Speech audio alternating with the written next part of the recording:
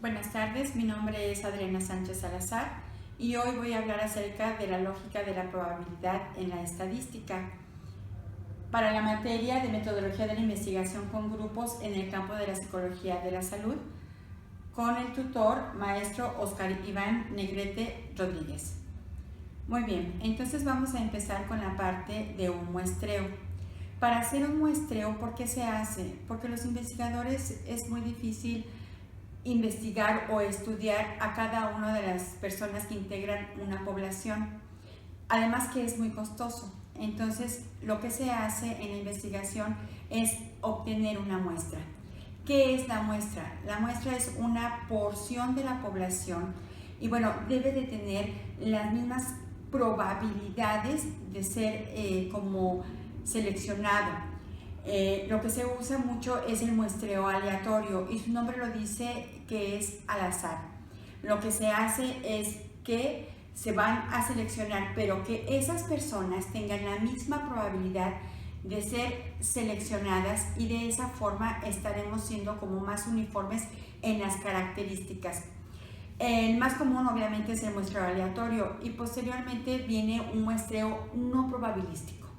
Aquí lo que se hace es que hay un muestreo por cuota y un muestreo por intención. El muestreo por cuota es cuando se da a través del criterio del investigador, que él dice cuáles son los que se deben de manejar y no se está sometiendo a la población al azar. Y el muestreo por una intención es cuando, por ejemplo, se tiene en una escuela un grupo o se tiene ya o una cantidad determinada de personas que están más cercanas a la investigación y eso hace que se reduzca pues los costos, pero en este caso es no probabilístico.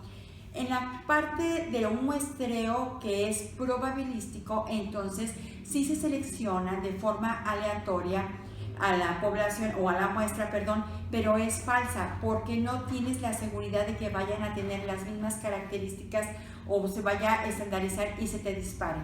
Para ello entonces el muestreo aleatorio simple se da al azar cuando se está dando, por ejemplo, se dice que se pueden hacer como doblar papelitos, se escogen a las personas y se doblan los papelitos y luego se seleccionan al azar a esas personas, pero esto es en el caso de que sean muy pequeñas la muestra.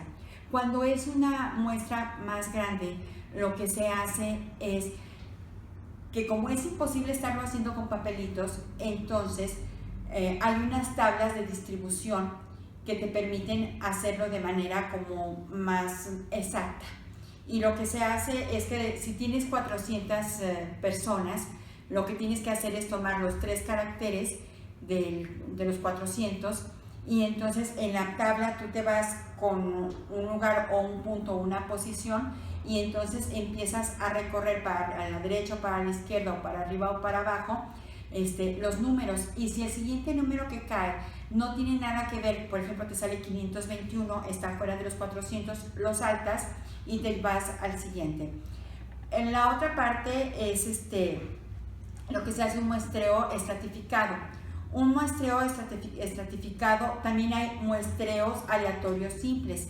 En el muestreo aleatorio simple también se da lo que yo les dije al azar, y el estratificado es cuando puedes estratificar de una población una cantidad de personas. Esto se hace cuando los investigadores lo que pretenden es que, por ejemplo, quieren una causa y quieren saber si la falta de almuerzo puede generar una parte, el mismo efecto en todos. Entonces lo que se hace es que lo va sacando de los grupos de los diferentes, por ejemplo de la secundaria, lo que haces, bueno, pues es niño y tiene 15 años, entonces va sacando el sexo y que no haya almorzado, y entonces va sacando esta parte de la estratificación de las poblaciones y es lo que te permite que sea más aleatorio. Por otro lado, en esta lógica de la probabilidad está la distribución muestral. Las distribuciones muestrales, el comportamiento de las muestras debe de ser pues que vaya más acorde con las medias de la distribución muestral. La distribución muestral de las medias es para investigar y estudiar conductas en un tiempo determinado. Por ejemplo, cuando se quiere saber si los niños hiperactivos hacen cosas desastrosas o hacen cosas en contra de su propia persona, que se puedan lastimar. Y entonces se tienen como 5 niños. Pero yo quiero saber cuánto en ese tiempo, o en 2 horas o en 3 horas, qué hace cada niño. Y entonces esta distribución muestral me permite saber las diferencias registrando las frecuencias y ver las diferencias en la población. Y este tipo de distribución muestral lo que hace es que tiene una distribución de curva de Gauss muy normal, y se puede calcular las medias de la variabilidad. Ahora, podemos también ver lo que es la estimación de parámetros. Y la estimación de parámetros lo que nos permite es conocer las características de las propiedades de una población. Una vez que ya sabemos esta distribución y aclarar las variabilidades, lo que sigue es ver las hipótesis, ¿sí? Las hipótesis lo que hace es que son enunciados. Son enunciados de acuerdo a qué quiero comprobar en esto que estoy investigando. Los niños realmente, los niños que no almuerzan tienen problemas de conducta, por así decirlo. Y entonces sirven para aceptar o rechazar las diferencias entre 2 o más condiciones experimentales. ¿Qué pasos hay?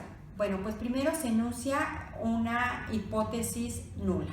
La hipótesis nula es un enunciado que establece las diferencias de las condiciones. Y después se tiene que poner aunado a esa hipótesis una hipótesis alternativa, que es que cualquier diferencia significante se atribuye a una manipulación experimental. Estas hipótesis se clasifican de acuerdo a la información. La información que se tiene, cuando el investigador no tiene mucha información, entonces aquí lo que se recomienda es que establecer una hipótesis exploratoria. ¿Qué quiere decir esto? Una hipótesis exploratoria quiere decir cuando mi hipótesis alternativa es diferente entre medias, ¿sí? Las diferencias entre medias es lo que me va a hacer que yo tenga una hipótesis alternativa. Pero mi hipótesis nula es cuando tengo una igualdad entre las medias. Cuando se tiene mucha información, entonces se habla de que mi hipótesis alternativa va a ser de una sola cola. Aquí está. Cuando tengo mucha información empírica y teórica, entonces lo que yo voy a establecer es una hipótesis alternativa que sea diferente. El investigador ya sabe, puede predecir qué es lo que va a pasar, y es por ello que solamente voy a tener una sola cola, y entonces aquí es rechazar la hipótesis nula. Cuando no tengo mucha información, cuando no sé mucho sobre la teoría o sobre la cuestión empírica, entonces mi hipótesis será de 2 colas. La distribución muestral. Esta es una gráfica de una distribución muestral. Lo que aquí se pretende es conocer los valores que están tomados al azar de una población y que se supone que su distribución sea normal. Esta parte son los valores donde están distribuidos de una manera normal, que se espera que estén ahí dentro. En este caso, este es un valor que está fuera de la distribución normal. Y entonces todos los que están aquí adentro concentrados, suponiendo que está fuera una curva de Gauss, entonces, por ejemplo, aquí estaría saliendo y está dispersado, no estaría dentro de las características, no tendría las características que tiene la población, y entonces no lo podría yo tomar en cuenta. Sin embargo, estos que están aquí adentro tienen una alta probabilidad de que estas características se compartan en los comportamientos, que es lo que le importa al investigador social. Bien, ahora, no solamente esto es lo que tiene que tomar en cuenta un investigador o un psicólogo, también tiene que tomar en cuenta un nivel de significación. ¿Qué es un nivel de significación? Es cuando se especifica la diferencia de una hipótesis para que ésta se cumpla. No solamente es, yo creo que el niño que no almuerza tiene problemas de conducta. Hay que probarlo. Y entonces este nivel de significación es lo que me va a permitir. Además de contemplar una región de rechazo. ¿Qué es la región de rechazo? Es una posición de valor que no es favorable para la hipótesis. Y entonces aquí podemos decir que aquí empezaría la región de rechazo. Y los puntos que están aquí son precisamente los que van a contribuir a que el investigador tome una decisión de rechazar o aceptar la hipótesis según esté establecida. Además de que la decisión es cuando nosotros tenemos los resultados para aceptar o rechazar la hipótesis, pero esos resultados nos va a dar todo esto. Ahora, otra cosa que también se tiene que contemplar, que son los tipos de error. Los tipos de error se tienen que manejar inminentemente en toda investigación social y no social. ¿Pero a qué me refiero con esto? Con que hay que establecer cuáles son las fallas que no se podrían tomar en cuenta o se estarían colando en la investigación de manera muy sui generis. Y entonces para esto se tiene que tomar una postura que es la siguiente. Si yo voy a establecer una área de confianza que yo quiera un 95% de fiabilidad en mi investigación, entonces me estaré yendo a una tabla, a esta tabla, y entonces podría yo buscar el valor de ese 95%. Sin embargo, ahí yo podría caer en un tipo de error 1, que está dada por el valor que me va a dar el alfa. Y el error tipo 2 es cuando el investigador, al tratar de reducir la probabilidad de cometer un error tipo 1, se eleva la probabilidad de decidir que no hay diferencias cuando en verdad sí existen. Entonces, como vemos, la probabilidad, la lógica en la estadística es muy importante porque las inferencias son interpretaciones que se dan en la parte de la estadística para estudiar algún fenómeno, algún caso social y también para comprobar o para rechazar los supuestos que se tienen de ella, permitiendo avances en la cuestión de la investigación. Bueno, hasta aquí es el tema que se va a dar por hoy y muchas gracias. Yo soy Adriana Sánchez Salazar y esto fue Principales distribuciones probabilísticas en la inferencia en la psicología de la salud.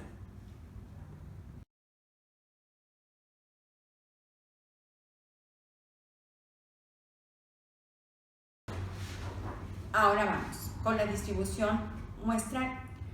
La distribución muestral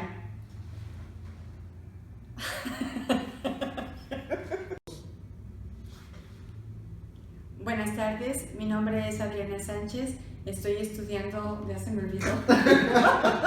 Ya de la investigación.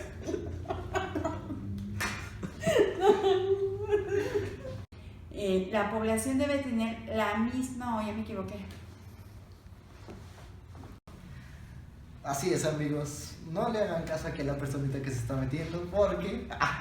¿Por qué se salió?